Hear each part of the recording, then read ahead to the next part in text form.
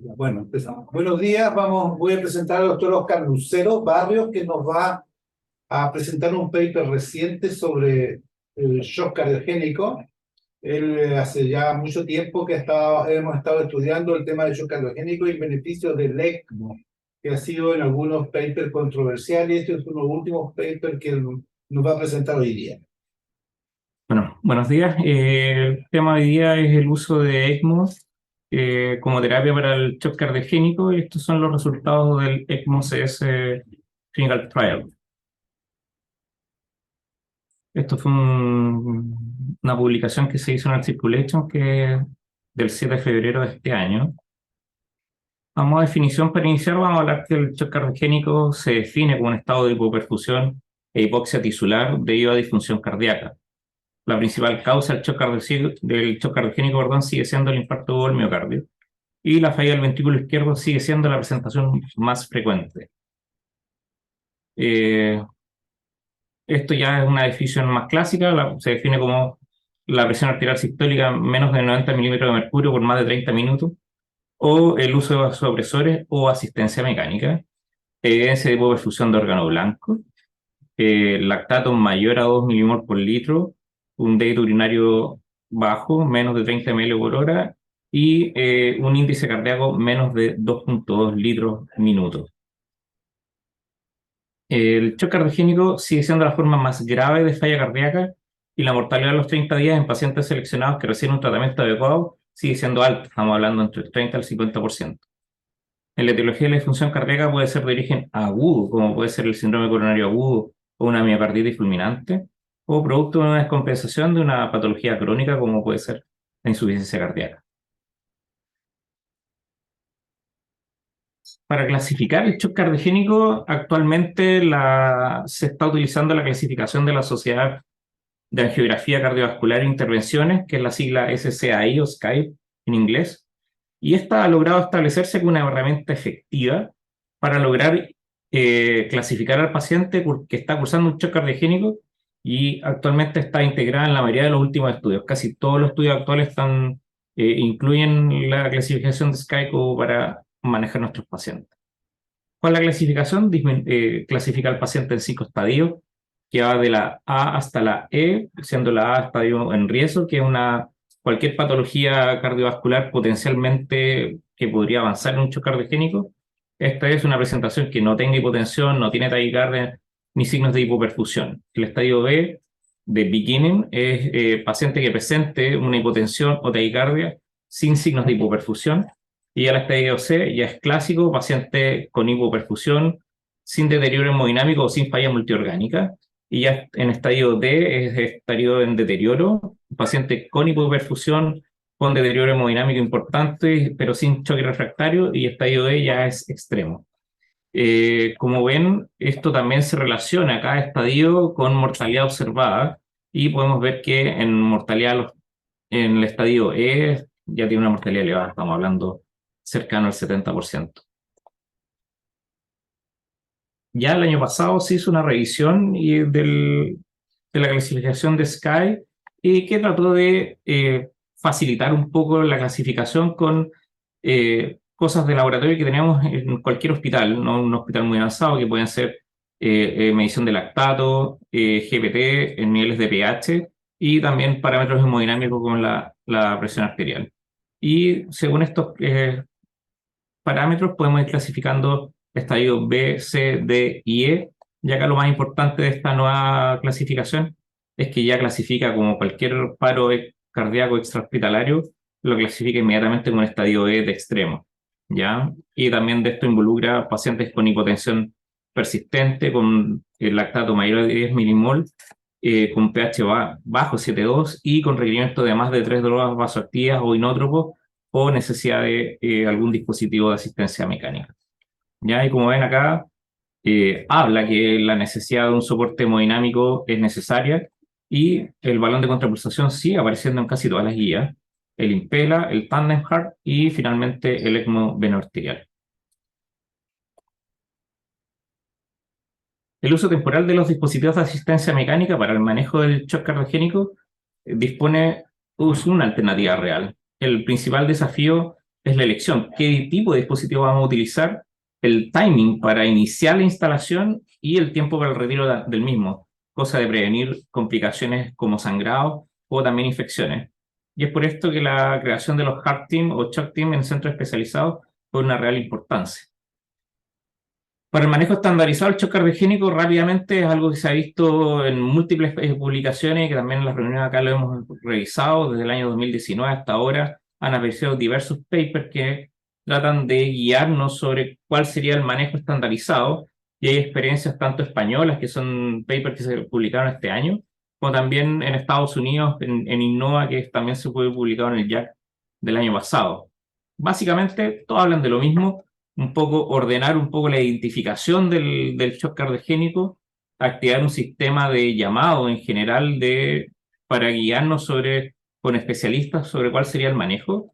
Y acá siempre estamos hablando la necesidad de asistencia mecánica, siempre es importante. Así que en ese sentido es algo que en algunos casos no deberíamos retrasar y siempre tener considerado la necesidad. Y acá, eso sí, siempre habla de el manejo con un shock team, o sea, un manejo multidisciplinario donde tiene que haber cardiólogo, cirujano cardiovascular, etc. Esta es la diapositiva básicamente de la pirámide que se hizo en la experiencia española que se publicó este año, y habla de una pirámide que los fármacos vasoactivos, monitorización hemodinámica invasiva, soporte vital, pero ya después como terapia habla de ECMO arterial y dispositivos de asistencia mecánica. ¿Cuáles son los dispositivos de asistencia mecánica? Rápidamente, esto ya es conocido por todos, pero básicamente tenemos acá el ECMO venoarterial en la parte central, que puede ser asistencia izquierda o derecha, o ambas circulatorias y oxigenar. Y básicamente nos da mejor performance hemodinámica. Lo único que no realiza una descarga del ventrículo izquierdo, que eso en causas coronarias puede tener cierto grado de ser deleterio. Así que en ese sentido hay muchas revisiones que también hablan de que pacientes que son conectados al nudo arterial, en pacientes con patología coronaria, debería tener algún dispositivo de descarga del ventrículo izquierdo. Y ahí puede ser balón de contrapulsación o el Impella. Ahora, yendo un poco al paper que nos convocó el día de hoy, el objetivo del ECMO-CES Trial es comparar la implementación inmediata de ECMO venoarterial versus una terapia conservadora. La terapia conservadora contempla el uso de ECMO venoarterial en caso de deterioro hemodinámico, no habla solamente como de manejos conservador en el sentido de que vayan a ser solo drogas vasoactivas. Es un estudio multicéntrico, randomizado, no ciego, que es por las características del manejo. O sea, vamos a ver qué pacientes están en ECMO, cuál no. Y eso sí, realizado solo en 4 centros de la República Checa. Se seleccionaron pacientes cursando shock cardiogénico que definieron como rápidamente progresivo o shock cardiogénico severo, definidos según los criterios hemodinámicos, ecocardiográfico y metabólico. Y tienen varios criterios de exclusión este estudio, partiendo por la edad. Menor de 18 años eran excluidos, expectativa de vida menor de un año también eran excluidos, sospecha de TEP o tapamiento como causa del shock, la cardiopatía hipertrófica obstructiva, insuficiencias aórticas, disecciones aórticas y enfermedades arteriales periféricas que imposibilitan la canulación en caso de requerir algo arterial, dentro de otras también que hubo varios criterios. Los pacientes que cumplían los criterios de inclusión eran asignados de forma aleatoria unos a uno en los 2 brazos del estudio. Bastante simple. Acá básicamente hablaba un poco qué es lo que es un paciente con un shock cardiogénico rápidamente progresivo o un shock cardiogénico severo. Y rápidamente progresivo correspondiente al estadio D o E de la clasificación de SCAI. Necesidad de administración de bolos de vasopresores y disfunción del ventrículo izquierdo con AFI parte lo diga.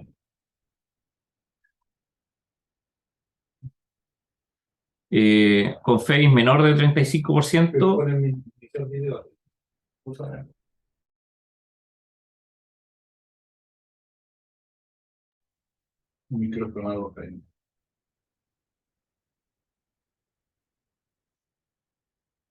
FEIS menor de 35% o FEIS entre 35 y 55 en contexto de pacientes con insuficiencia mitral severa o estenosis aórtica. Y el shock cardiogénico severo correspondiente a estadio D de SCAI, todos los criterios se tienen que cumplir, que en el fondo son hemodinámico, un índice cardíaco menos de 2.2 litros minuto, con necesidad de una adrenalina mayor a 0,1 gamas por kilo minuto y dobutamina 5 gamas kilo minuto, o que tenga una presión sistólica menor de 100 más noradrenalina mayor a 0,2 gamas kilo minuto, dobutamina 5 gamas kilo minuto, con disfunción del ventrículo izquierdo, como también había mencionado anteriormente.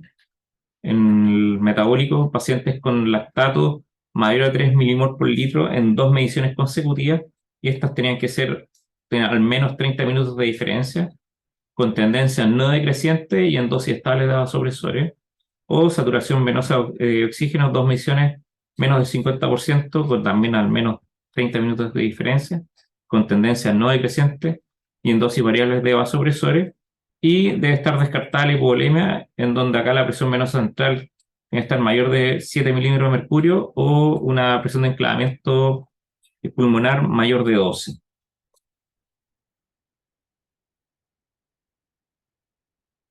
Los endpoints. El endpoint primario era el compuesto por muerte de cualquier causa, PCR recuperado, y la necesidad de implementar otro dispositivo de asistencia mecánica.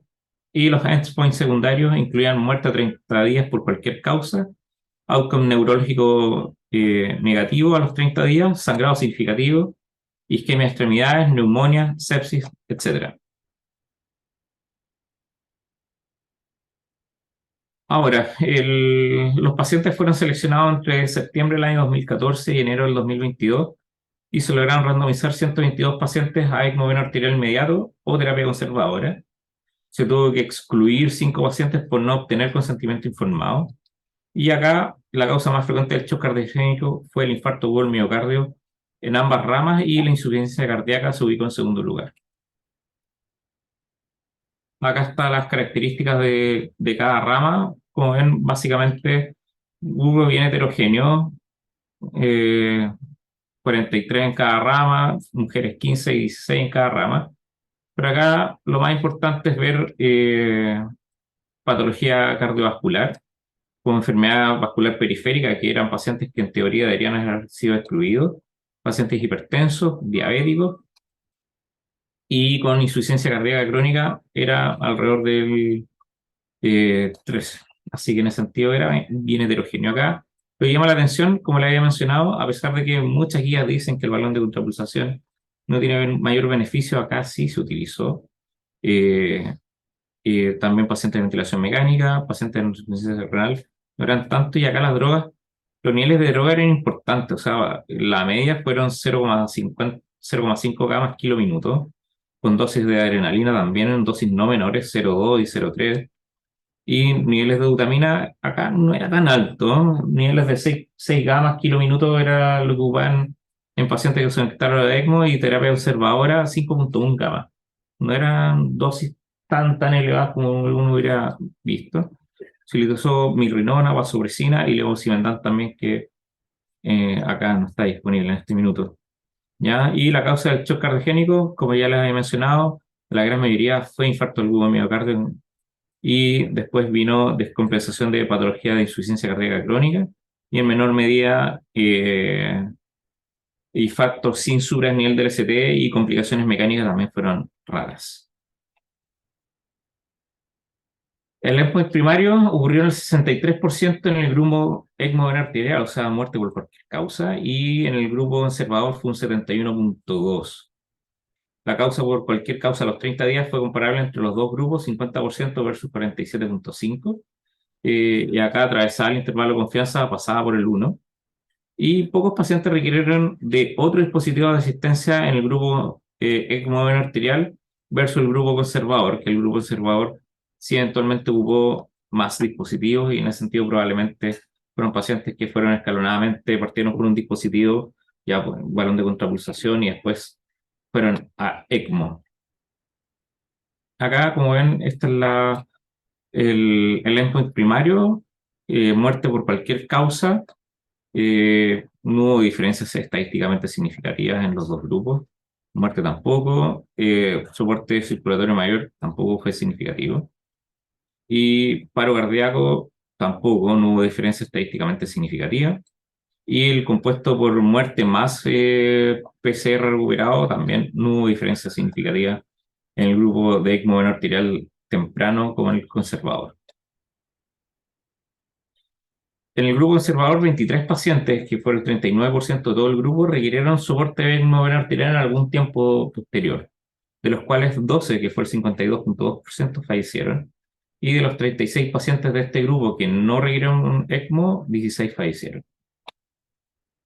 Ahora, si vemos las curvas de Kaplan-Meier, vemos que en la medida que avanzan los días, la incidencia es prácticamente igual, no hubo diferencias estadísticamente significativas en ninguno de los dos grupos. Y la causa por cualquier muerte también, mucho más cercana a ambas curvas, ¿sí? En ese sentido, no hubo mayor diferencia entre conectar tempranamente a un paciente en ECMO veno arterial como iniciar una terapia conservadora con drogas vasoactivas e ir escalonando progresivamente en los soportes. Ahora, la incidencia de eventos adversos fue similar en ambos grupos. Llama la atención inicialmente porque contradice la gran mayoría de los estudios previos que reportan mayor ocurrencia de complicaciones en los grupos de ECMO veno arterial. Y esto probablemente refieren los autores que esto se puede explicar debido a que casi varios pacientes del grupo conservador requirieron un ECMO veno arterial posteriormente. Así que en ese sentido, por eso que probablemente las curvas fueron bastante similares. Como ven, evento adverso, sangrado bastante similar, sin tener diferencias significativas. Isquemia de la extremidad también. Stroke fue mayor en el grupo ECMO arterial. Neumonía muy similar, sepsis también muy similar. Y sangrado, causas mayores, también bastante similar, sin tener una diferencia estadísticamente significativa. Y lo que sí, en el número acumulativo de eventos adversos fue mayor en el grupo veno arterial que en la terapia conservadora. ¿Ya? Eso sí, una diferencia que en el ECMO veno arterial vamos a tener un número mayor de complicaciones. Todos los pacientes ingresados en este grupo fueron caucásicos, estamos hablando de las limitaciones del estudio, dado que el reglamento se hizo exclusivamente en la República Checa y esto puede tener algún sesgo del tipo racial con otras etnias. El diseño y el tamaño de la muestra fue calculado solamente para encontrar la diferencia en el endpoint primario. Todas las otras endpoints secundarios fueron sacados porcentualmente solamente. También refieren que no hubo un protocolo para descarga del ventrículo izquierdo en pacientes conectados a ECMO veno arterial. Así que en ese sentido, el centro se eligieron por sus propios protocolos para conectar algún tipo y tampoco hacían mención sobre qué tipo de dispositivo para descargar el ventrículo izquierdo utilizar. Otra limitación es que el estudio no había sido y los criterios de exclusión eran extensos y podían influir mucho en el shock cardiogénico, por lo que este estudio no puede ser generalizado para toda la etiología del shock cardiogénico, porque como mismo habíamos hablado, disecciones aórticas, insuficiencias aórticas, eran causas también de exclusión, y también hablaba que el TEP y el taponamiento cardíaco, que eran patologías que se pueden presentar durante la historia del shock cardiogénico, también fueron sacadas del estudio. En conclusión, la implementación inmediata de ECMO veno arterial en pacientes con shock cardiogénico rápidamente progresivo o severo puede ser realizada, pero no presenta ningún beneficio en los outcomes clínicos comparados con la terapia conservadora y escalonada. Bueno, gracias, Oscar. Desgraciadamente tengo un problema con el video, con la cámara, pero pudo entenderse bastante bien el paper, que en realidad lo que hace es poner un poco paño frío a la utilización del ECMO como una panacea respecto al shock cardiogénico. En realidad, los 4 papers que él presentó en medio de la presentación apuntan que lo más importante, más que las técnicas, es probablemente la organización. Tener un shock team o un heart team que permita abordar a estos pacientes de manera multidisciplinaria. Y eso es lo que estamos intentando hacer en nuestro centro, y esperamos tener un shock team, y estaremos atentos a las nuevas revisiones que se hagan de ECMO y descarga del ventrículo izquierdo, que son aparentemente donde apuntan los buenos resultados que han tenido en otros países. En República Checa están súper bien organizados. Yo he estado allá y en realidad es un paper que hay que tener en cuenta, pero también hay grupos que han trabajado con shock team en Estados Unidos y en Europa, que ya han abordado el shock cardiogénico con terapias con ECMO y descarga del ventículo izquierdo con mejores resultados que estos que son los resultados clásicos del shock cardiogénico, que el 50% del shock cardiogénico se muere a pesar de todo lo que hagamos.